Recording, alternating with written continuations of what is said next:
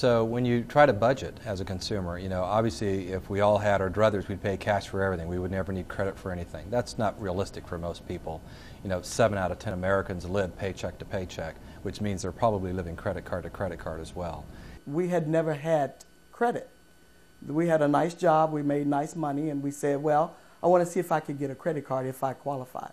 So we filled out, I think it was a MasterCard, and we both ended up with those credit cards. And then from then, Sears, JCPenney, you just wanted to see if you could actually get them, maybe not intentionally intending to use them like that.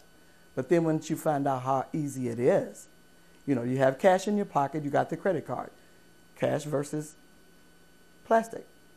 And, well, maybe I won't spend all of my money. I'll just use this card this time and I'll save my money. And it's easy to get into it. That's how we did it.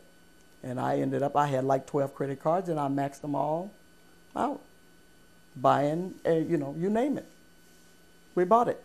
You have to know that you have to, at a minimum, meet the monthly payment that you're going to have on your credit card, because if you don't do that, you're going to either have a late payment involved, or an overlimit fee, or a default fee, or some other fee associated with that. You don't want that to happen. That's just not good.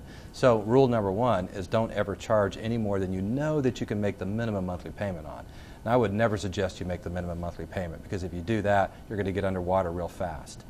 If you look at a credit card that has a $2,000 balance on it, and let's say that the monthly minimum payment is $50, well, I assure you that it's accruing more than that in interest. So by simply paying off the principal amount on that and not paying off the interest on that, you're going to get underwater pretty quickly. So from a budget perspective, you need to think, okay, how can I make the minimum monthly payment and cover the interest? You need to do that at least every month. That way you're at least staying even. Naturally, you'd want to try to pay higher than that, because then you're going to be paying down the principal amount on that credit card, which means you could eventually pay it off.